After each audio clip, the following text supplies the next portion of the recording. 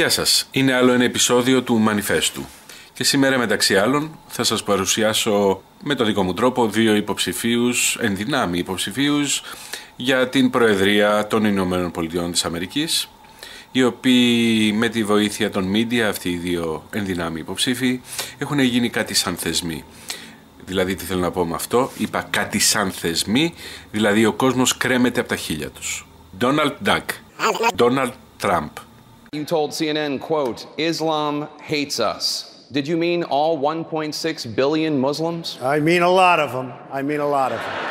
I will tell you there's something going on that maybe you don't know about and maybe a lot of other people don't know about, but there's tremendous hatred and I will stick with exactly what I said. Ο Τραμπ επιμένει σε μια δήλωση η οποία τσουβαλιάζει όλους τους μουσουλμάνους ως τους κακούς που μισούν τις Ηνωμένες Πολιτείες. Ενώ την ίδια στιγμή χαϊδεύει τα αυτιά στο κομμάτι αυτό της πατριωτικής Αμερικής που είτε δεν ξέρει, είτε δεν θυμάται, είτε δεν θέλει να θυμάται ότι η κύρια αιτία για το όποιο μίσος μπορεί να υπάρχει είναι η εξωτερική πολιτική των Ηνωμένων Πολιτειών. You can say what you want and you can be politically correct if you want. I don't want to be so politically correct. I like to solve problems. We have a serious problem of hate. Για να το θέσω αλλιώς, αυτό που συμβαίνει είναι ότι με την συμβολή των παραδοσιακών μέσων ενημέρωσης καλλιεργείται ο τρόπος σκέψης των ανθρώπων σε χαμηλό επίπεδο και περιορισμένο στα πλαίσια αυτού που ονομάζω ηλιθιοκρατία. Και μετά, τύποι σαν τον Τραμπ και πολλοί άλλοι έρχονται να γίνουν οι εκφραστές αυτού του δόγματος, υποστηρίζοντας ότι λένε και κάνουν αυτά που πιστεύει ο πολύς ο κόσμος. Στην πραγματικότητα μαζεύουν τους καρπούς του ήδη καλλιεργημένου πλαισίου ηλιθιοκρατίας. Αλλά και η Χίλαρη Κλίντον δεν πάει πίσω σε λαγισμό. Κάθε άλλο μάλιστα. Επιπλέον έχει κατάλογο θέσεων και δηλώσεων τις οποίες έχει αλλάξει και το μεγάλο σκάνδαλο με την ηλεκτρονική της αλληλογραφία όταν ήταν στην κυβέρνηση. Έχει ένα λόγο παραπάνω να κάνει τον καραγκιόζη στα μίντια. Have you ever been able to let you touch his hair? His real hair? His real hair. Have you ever really touched it? He's only been here, it feels like a hologram when he's here. It's just that, no, I've never touched his real, I don't know, I think it is real hair. He's never let me touch his hair, no. You want to touch mine? Of course. Sure, okay, go ahead. It's real! It's real! Όχι, ο Ντόναλντ Τραμπ και η Χίλαρη Κλίντον δεν είναι ηλίθιοι, αλλά αντιμετωπίζουν εμάς σαν ηλίθιους εξόφθαλμα.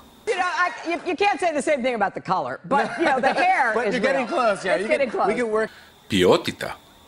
Φανταστείτε όμως μια μέρα να δείτε αυτές τις εικόνες στο χαζοκούτι. Ladies and gentlemen, the President of America! President Camacho!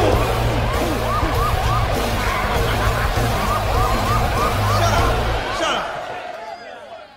Shit. I know shit's bad right now, with all that starving bullshit.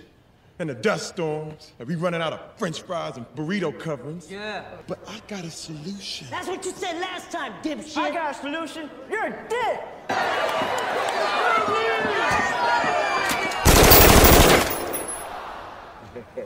That's what I thought.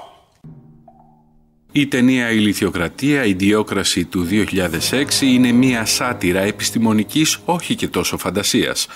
Η συντριπτική πλειοψηφία ταινιών επιστημονικής φαντασίας αρέσκονται στο να μας παρουσιάζουν τις μελλοντικές κοινωνίες ως πιο πολιτισμένες, τεχνολογικά πολύ πιο αναπτυγμένες, που φυσικά απαρτίζονται από πολύ έξυπνους ανθρώπους. Όχι όμως αυτή η ταινία, μια που σαν κεντρική ιδέα της έχει το ότι η εξέλιξη δεν ευνοεί απαραίτητα τους πιο μορφωμένους και ευφυείς, ειδικά δε όταν οι λιγότερο ευφυείς και οι λιγότερο μορφωμένοι αναπαράγονται πολύ περισσότερο. Υπόθεση. Ένας μέσος άνθρωπος της εποχής μας παίρνει μέρος σε ένα πείραμα κρυογονικής όπου καταψύχεται. Αφού το πείραμα είχε από καιρό ξεχαστεί, ξύπνα 500 χρόνια μετά στο μέλλον, όπου ανακαλύπτει ότι ο κόσμος έχει γίνει τόσο ηλίθιος που αυτός πλέον είναι με διαφορά ο εξυπνότερος άνθρωπος πάνω στη γη.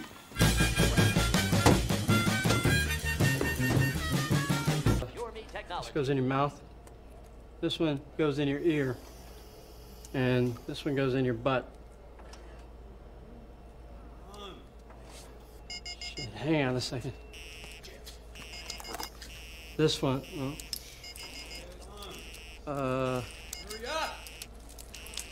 This one goes in your mouth. Η διαφήμιση, ο καταναλωτισμός και η υποκουλτούρα έχει στερήσει από αυτή την κοινωνία κάθε διανοητική περιέργεια και κοινωνική υπευθυνότητα, καθώς και έμφυτες έννοιες όπως δικαιοσύνη και ανθρώπινα δικαιώματα. Ένα ακόμα ενδιαφέρον στοιχείο είναι ότι η ταινία είχε ολοκληρωθεί σύμφωνα με τον σκηνοθέτη Mike Judd από το 2005, αλλά δεν προβλήθηκε παρά ένα χρόνο αργότερα σε λιγοστές αίθουσες, με περιορισμένο αριθμό προβολών, απουσία κριτικών και παντελή έλλειψη διαφήμισης. Ο λόγος ήταν το γεγονός ότι κανένας δεν πίστεψε στην αξία της ή ότι ενόχλησε?